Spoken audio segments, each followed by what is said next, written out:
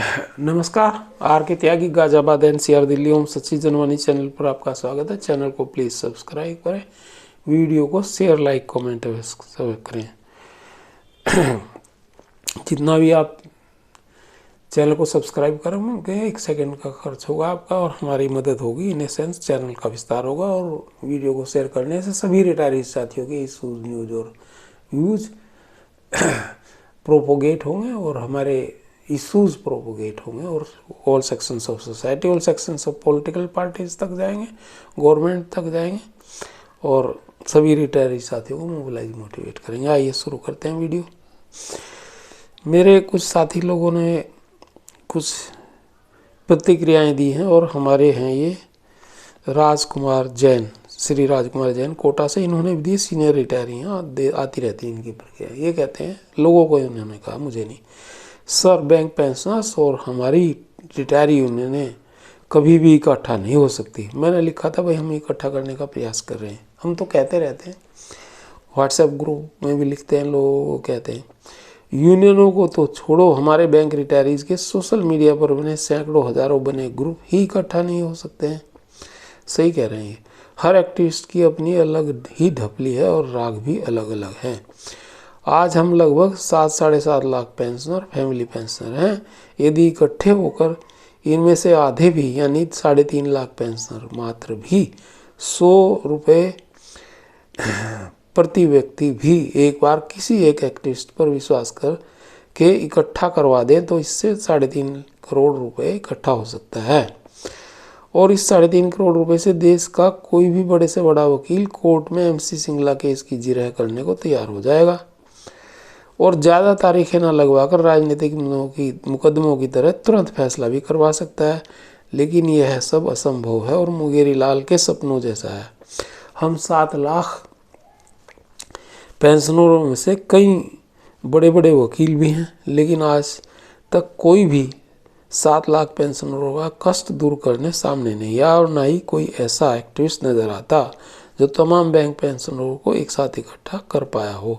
धन्यवाद, RKJ कोटा। तो ये इन्होंने लिखा है और इनका अपना वो है और भी बहुत से लोग इस तरह की बातें कहते रहते हैं, लिखते रहते हैं। और लेकिन ये कह रहे हैं कि भाई 3.5 लाख भी दे दे, देने को तो 100 रुपये एक बहुत छोटी चीज़ है, 1000 भी दे सकता है और 7.5 लाख 8 लाख जो पेंशन है सब दे सकते हैं, हजार। लेकिन 10 रुपये भी देना पसंद नहीं करते। और हम एक्टिविस्ट लोगों की बात यह है कि हम तो अपना भी पैसा लगाते हैं, रात दिन तो अपना शरीर झोंकते हैं, दिमाग झोंकते हैं, बीमार होते हुए भी, लेटे हुए भी काम करते रहते हैं और जहाँ कहीं मीटिंग हो या कुछ हो या डिस्कशन हो सब में शामिल होते हैं, फ़ोन करते हैं, पर्सनली जाकर के लड़ते भी, भिड़ते भी हैं, नेताओं से भी, दूसरे लोगों से भी। लेकिन जहाँ देने की बात है वो राजकुमार जी कह रहे हैं, तो मुझे नहीं पता इन्होंने किसी को दी है नहीं, इन्होंने आज तक 1500 किसी को कंट्रीब्यूट करे या नहीं। जब ये खुद नहीं करे दूसरे कौन करेगा? सबका यही हाल है। और लोग 1000-2000 दे दिए कभी साल 2 साल में, किसी एक को, 2 को, 4, किसी को 1 आध को, यही बात है। और वैसे तो बहुत मोटे मोटे खर्चे भी करते हैं। हॉस्पिटल के इंश्योरेंस के भी लाख रुपए का इंश्योरेंस ले रहे हैं सब लोग। रिलेशन में जाते हैं, कहीं जाते हैं गाड़ी, टैक्सी या अपना खर्चा करके जाते हैं। टोल में ही आजकल तो 1000-1000, 2-2000 रुपये टोल में देने पड़ जाते हैं सड़कों पर। कल मेरे बच्चे गए थे उत्तराखंड की तरफ, तो वो फास्टैग में उसका वो नहीं हुआ, बैलेंस जो है उन्होंने उसमें जमा किया, वो क्रेडिटेड नहीं हुआ, उसमें पता नहीं क्या गड़बड़ी आई उसमें। तो उन्होंने कहा कैश में डबल रेट होगा।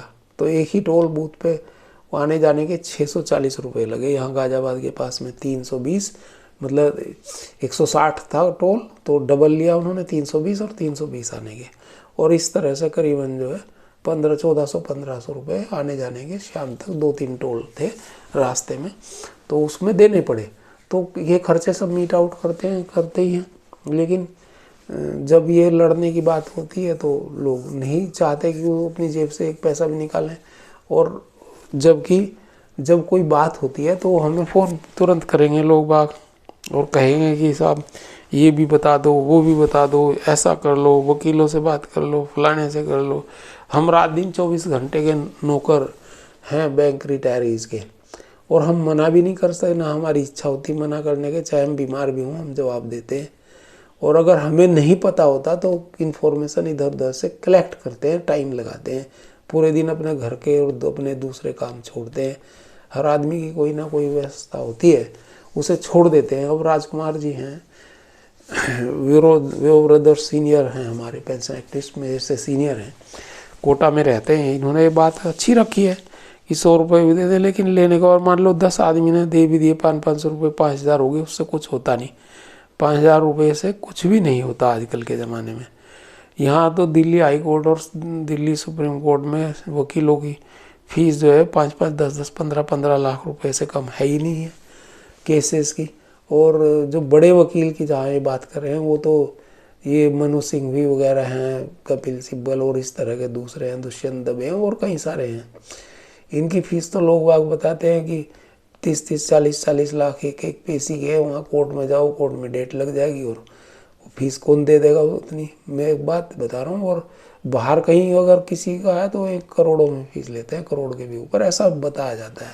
और ये पता भी लगता है चूँकि जब तो साल में ये टैक्स ही 800-800, 900 करोड़ दे रहे हैं इनकम टैक्स नंबर 1 में। नंबर 2 का हमें पता नहीं क्या होता है। वहाँ नंबर 1 में 700-800, 900 करोड़ इनके टैक्स भरते हैं, तो इतनी इनकम इनको होगी, इनकी फीस भी इतनी। इनके शेड्यूल भी कई बार प्रकाशित हुए तो उसमें इतनी फीस है इनकी, या इस तरह के और भी वकील की। तो लेकिन फिर भी उनका सुझाव अच्छा है।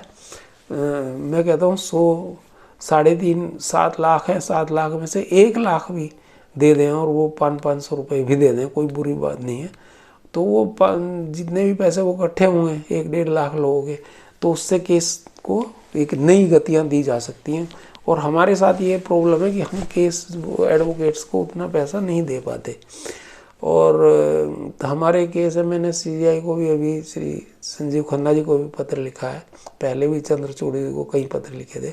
हमारे कई सारे केस हैं, वो अगर सेटल हो जाएं तो अब हमारा ग्रेजुएटी रिकैलकुलेशन का केस है, वो भी हमारे साथ 2006 में रिटायर हुए साथी हमारे SVBJ के, वो भी हमारे साथ लड़ रहे हैं उसमें मुकदमे में। तो अगर उन्हें ग्रेजुएटी मिलेगी तो 20-20, 30-30 लाख रुपए इंटरेस्ट सहित मिलेगी ग्रेजुएटी रिकैलकुलेशन में। और बाकी चीज़ें भी, पेंशन वगैरह का भी इसी तरह से। पर सामने नहीं आते ना लोग, पर जैसे तैसे करके हमने मुकदमे लगा रखे हैं लोगों से, और हमें वकील बदलना था पीछे, तो उसमें पैसे ही इकट्ठे नहीं हो पाए। 4-5 लाख सोच रहे थे कि वो एडवोकेट 4-5 केस हमारे हैं दिल्ली हाई कोर्ट में उसके लिए, तो वो मुश्किल से 1.5-2 लाख इकट्ठे हुए थे वो। अब हम 10-20 हज़ार रुपये मान लो अपने पास से दे भी दें तो उससे बात बनती नहीं है ना। लेकिन क्योंकि उन्होंने मुझे मैसेज भेजा था तो मैंने आप लोगों को ये एक बता दिया कि भाई ये है समस्या है, और ये बात सच्ची है, सही है कि 100, 200, 500 रुपये अगर कोई दे और उसको यूज़ करा जाए इन कामों में तो ये बहुत बड़ी चीज़ है। धन्यवाद साथियों, बस यही मेरे को आपको मुझे आया था तो मैंने आपको बोल दिया।